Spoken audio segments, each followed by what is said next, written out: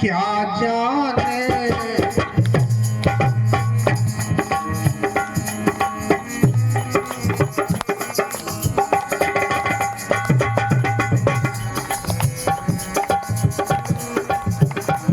भगवान आपकी माया को मास की पुतरिया क्या जाने। जो पंच विषयों तक सीमित है, जो पंच विषयों तक सीमित है, माया तेरे क्या पहचान।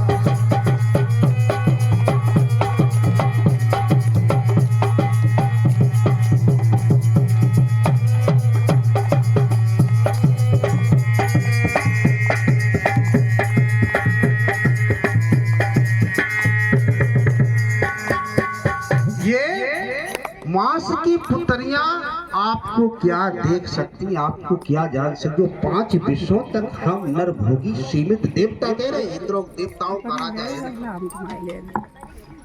हम मानवों की क्या आपको पहचानेंगे, क्या पहचान सकेंगे, इनसे देख सकेंगे कि आपकी महिमा का हम बखान कर सकेंगे, और कर भी नहीं सकते।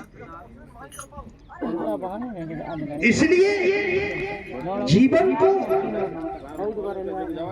का एक सबसे महत्वपूर्ण प्रश्न ये आता है। इस घर की तो बात अभी हमने कह दी, ये भी एक पंचभौतिक घर है, इसमें भी हम प्रवेश हो गए हैं। दोनों घर की समता करिए, इसमें उसमें खास अंतर नहीं है। उसमें हमारा पंचभौतिक शरीर रहेंगे, पंचभौतिक शरीर के माटी के बने पुतले निवास करेंगे, और इसमें हम खुद रह रहे हैं अंदर में, इस मकान के अंदर हम और आप सब अंदर में बैठे। तो उसमें प्रवेश के लिए हमने अपने इष्ट देव को पधार दिया। तो इसमें प्रवेश के बाद ही एक मौका मिलता है जिंदगी में, कभी सोच समझ करके कि इस मकान में भी इष्ट देव को पधारे, और जिसको कहते हैं दूसरा जन्म।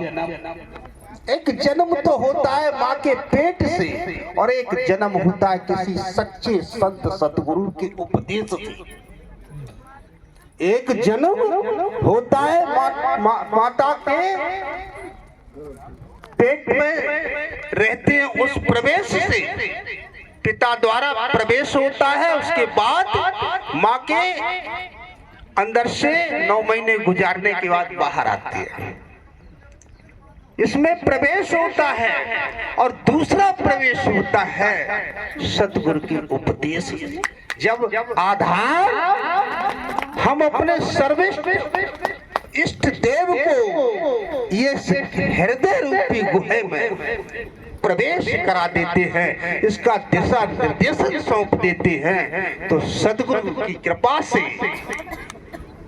इसके अंदर प्रवेश होने से, पधार लेने से, जैसे उस घर की सारी जिम्मेदारी हो जाती है, ऐसे ही इस घर की भी जिम्मेदारी हो जाती है। और जीवन सहज ही उतना ही पर्याप्त नहीं है कि हमने उस घर में हमने अपने देवता पधार दिए, भगवान पधार दिए, या मैंने अपना इष्ट देव पधार दिया। इसमें पधारा है कि नहीं पधारा,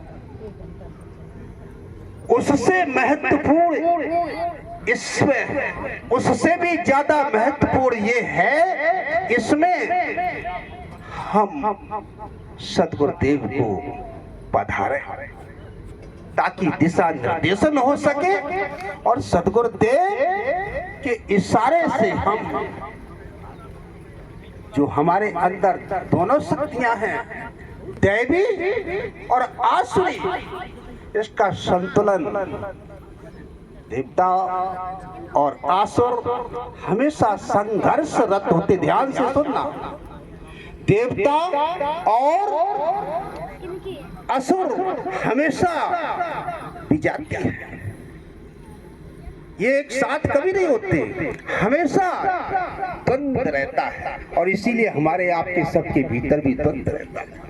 इसमें काम, क्रोध, लोभ, मोह, अहंकार, ईर्ष्या, तृष्णा, द्वेष, सारे ये विकार भी भरे हैं। और साथ ही साथ दया, क्षमा, करुणा, प्रेम, बहुत सद्गुण भरे पड़े हैं। लेकिन दोनों भी जाती हैं, अलग अलग हैं। संघर्ष इसमें भी 24 घंटे जारी रहता है। और इसका संतुलन करने के लिए ये तो खुद ही आपस में विरोधाभास में रहते हैं, तो संतुलन कौन करेगा?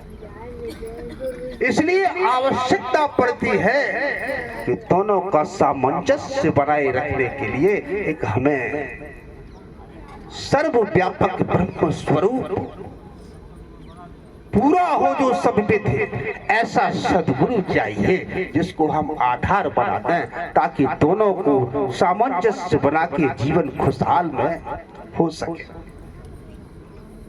उसके लिए हमें जीवन में ऐसा कोई संत खोजना है। ये केवल सुनी सुनाई बात नहीं कि उन्होंने उनसे सुन ली और बता दी, इतना पर्याप्त नहीं है। उसके लिए हमें उसी प्रकार का सर्वव्यापक, जैसे हमने जीवन में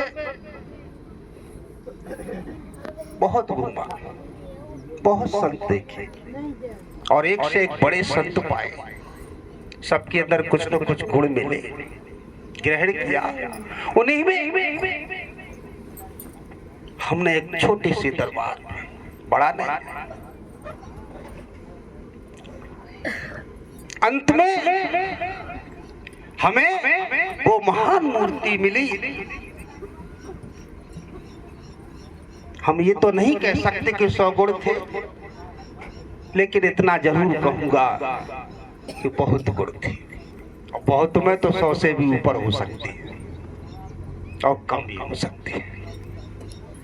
उनमें से एक हमारे श्री महाराज जी थे, जो उनसे जुड़ गया, जो चिपक गया, वो छूट न सका। जो भी उनसे चिपका, चाहे वो कैसा भी क्यों न हो, छूट नहीं सका। और हम तो अपनी कहते कि हम सब जगह गए, लेकिन ऐसे नहीं चिपक पाए, जो कि जाने के बाद भी छूट न रहे।